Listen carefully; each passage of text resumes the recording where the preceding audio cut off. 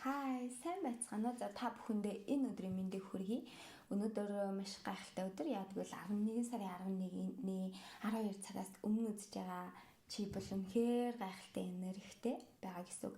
Энэ хөвчлийг үзэх хүмүүс нь үзнэ, үзэхгүй хүмүүс нь үзэхгүй. Яг гэвэл үзэх хүмүүстэй л гарч ирнэ гэсэн үг. За тэгэхээр миний YouTube-ийн дагагч та бүхэндээ маш гоё мэдээллийг хүргэх гэж байна. Яг гэвэл 11 сарын 11 бол боцсон зүйлтэй нь 10 дахин үрждэг гайхалтай өдөр байгаа.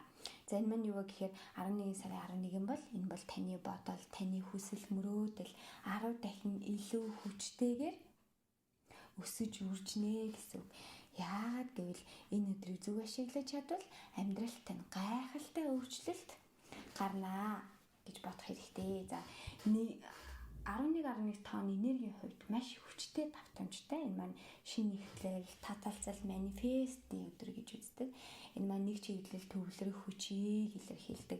Өнөөдөр бодсон зүйлтэй нь 10 үржиж таны амьдралд гайхалтайгаар эргэн ирнэ гэсэн. Тийм учраас бид яах нь вэ гэхээр тэр өдөр маш сайхан зүйл бодох нь, тэр өдөр өөрийнхөө хүслийг өөрийнхөө гартаа авч өөрөө өөртөө биелүүл сурах нь, мөн тэр өдөр сөрөг зүйлд анхааралгүйгээр өөртөө зөвхөн ажиглах, өөртөө төвлөрөх боломжийг олгох нь байна. За энэ маань яагаад чухал вэ гэхээр зэрэг Нотлонгийн 11 сарын 11-нд би бүх хүслээ жагсааж үчижсэн. За миний хүсэл дотор би 99 хүслээ жагсааж үчижсэн. Гайхалтай нөө. Энэ 99 хүслээс 92 нь биелсэн байгаа даа. Тэгэхээр яадаг вэ гэхээр би бол манифестыг амьдралдаа тэр чигээр нь хэрэгжүүлж сурсан байгаа нь шүү дээ.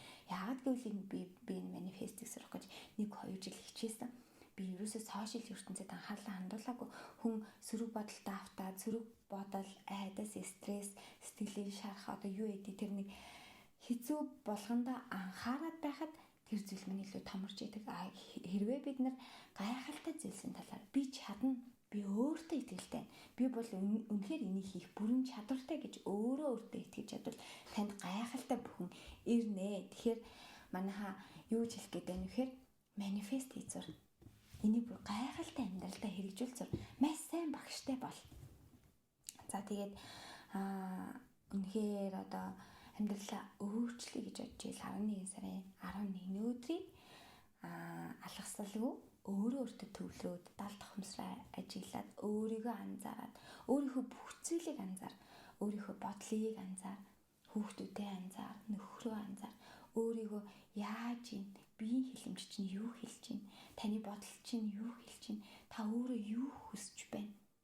Таны дотроос энэ гайхалтай мөн чанар, гайхалтай өгдөл танд юу хэлээд байна.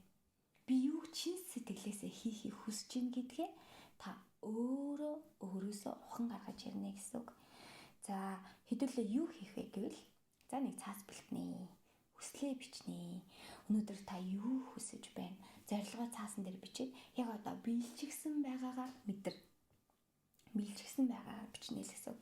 Би байргүй байгаа хүмүүс байгаа шүү дээ. Би 2-3 өрөө яг тийм цонхтой тааснасаа шалгуурсан цонхтой маш гоё тоглог байранд мэдээж хувцсны өрөөтэй тий хүүхдүүд маань тусдаа унтдаг маш гоё гайхалтай байранд нүүгээд орсон байна. Би бүр нүүгээд орсон. Нөгөө байрны нараа хийх гэж бодох жишээ нэ. Би энэ байрныг бүтээсэндээ би өөрөөрөө бахархаж байна. Би өөрөөрөө үнэхээр бүтээх чадвартай юм байна. Би үнэхээр ийм гоё энергитэй юм байна гэсэн яг тэр таталцлыг гаргаж чадах юм бол тэр бүхэн чинь танил өөрөөр ирдэг. Яагаад гэвэл ботсон болгон гайхалтай бүтэх боломжтой. Хамгийн гол нь сөрөг бодолч. Бид нар дандаа сөрөг бодол, дандаа айдас, стресс, сэтгэлийн шарах гомдол дээрээ тулгуурлаад бид нар ингээд зовоод идэг байхна. Гэтэл бид нар яадаг вэ гэхээр яг тэр гомдол дээр тулгуурлал яг тэр зүйл чинь томорно гэсэн үг. Яг амьдралын хуулиар л би амьдралын хуулийг хэрэгжүүлж үзсэн болохоор танд ямар нэгэн хэцүү бодол орж ирвэл би өнөөдөр ямар нэгэн сөрөг бодол бодлоо. Тэнгүүд би 5 эерэг гайхалтай бодол боддог. Яагаад гэвэл тэр бодол биелэхээс өмнө би бодол мэдрэмжээ ингээд өөр тийш нь ингээд чиглүүлдэг байх нь шүү дээ. Яагаад гэвэл тэр муухайг дуудахын тулд за эхлээ хүслээ тодорхой бичнийг биелсэн байгаагаар би машин авсандаа маш их баяртай байна. Тэр маань тэдэн оны тийм гэрэлтэй, тийм гайхалтай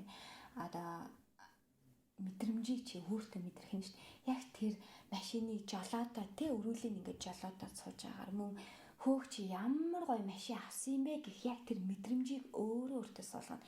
Яг тэр мэдрэмжийг ингээд мэдэрнэ гэсэн үг.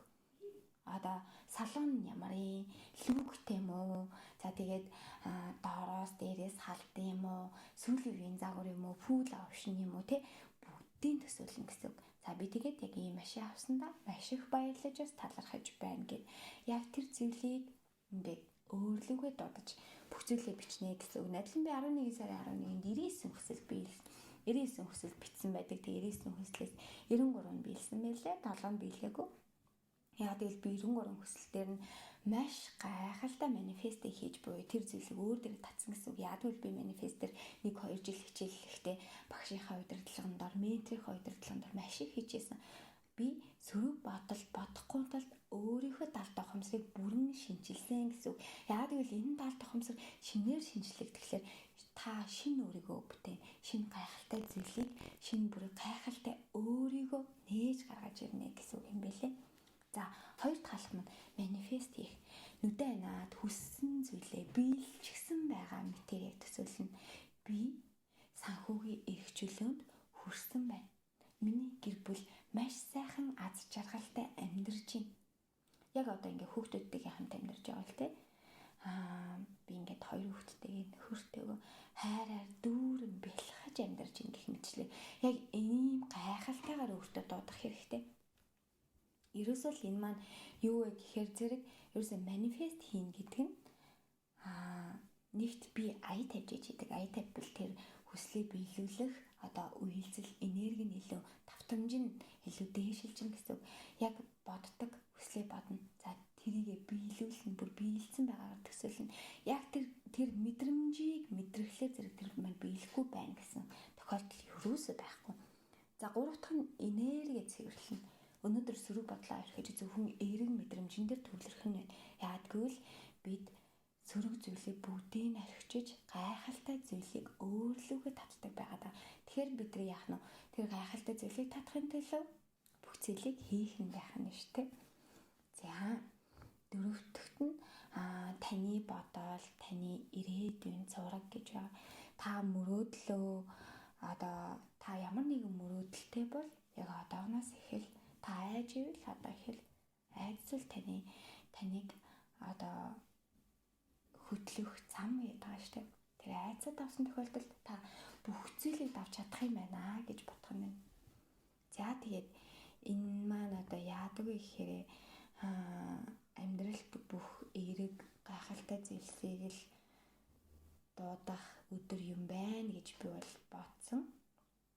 Тэгээ мөн арай унтахтай буюу яг тэр арай гоё бясалгалыг хийгээд өөртөө идэвхжүүлээд бүр мөн гайхалтай зүйлийг өөртөө дуудаарай. Тэгээд хамт байсандаа бүхэндээ маш их баярлалаа. Энэ бичлэг юусоо эдитгүйгээр авах бах. Тэгээд гайхалтай өдрийг энэхүү гайхалтай